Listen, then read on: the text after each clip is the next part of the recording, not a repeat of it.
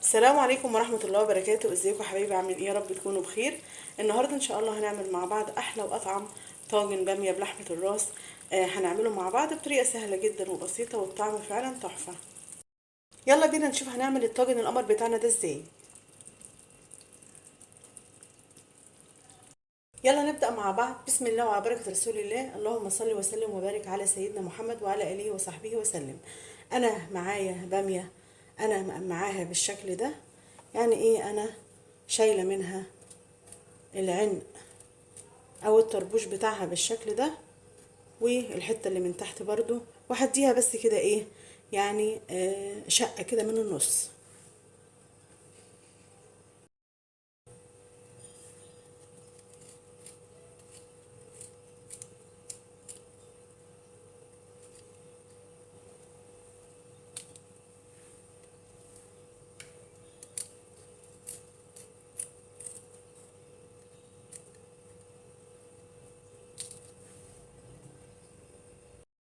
ومعايا لحمة راس، هنعمل الطاجن البامية بتاعنا النهاردة بلحمة الراس.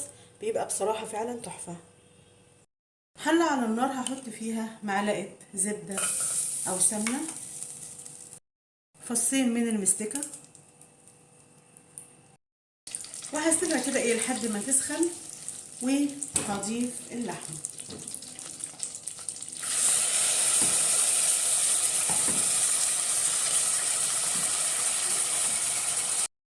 وهشوحها كده لمدة حوالي 5 دقايق.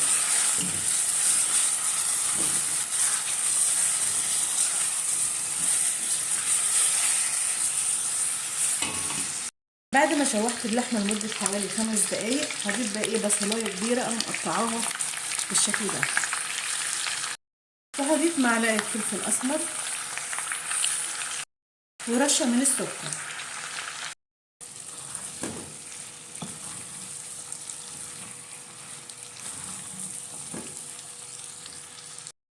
وهضيف الباميه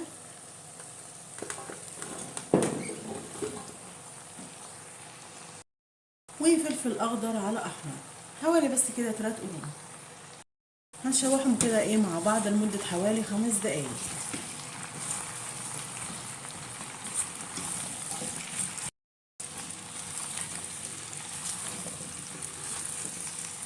اهم حاجه لازم تشوحي الباميه الاول لمده حوالي ايه 5 دقايق، سواء هتعمليها لوحدها او باللحمه.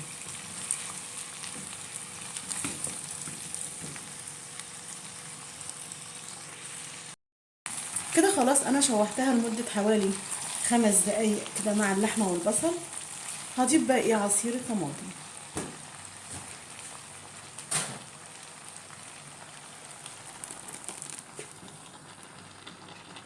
الشفشة كده ايه مكان عصير الطماطم هضيف كده كوبايه من الميه، ميه عاديه من الحنفيه، وهضيف الملح طبعا لحد ايه ما الاكله تتظبط معانا، وهسيبها كده ايه لحد بس ما تدي ايه غلوه، وبعد كده ايه هنفضيها في الطاجن وندخلها الفرن.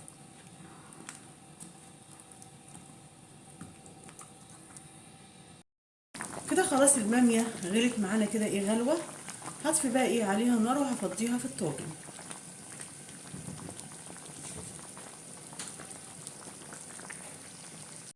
فضيها في الطاجن.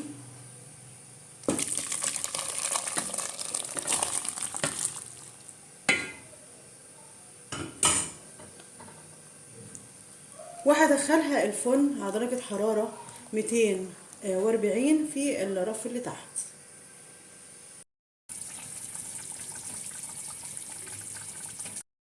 وبكده خلاص طاجن البامية القمر جهز معانا وبقى بالشكل ده. بصراحة في منتهى الجمال. أحلى طاجن بامية بلحمة الراس عملناه مع بعض. جربوه على طريقتي إن شاء الله هتعجبكم. نتقابل إن شاء الله مع فيديو جديد.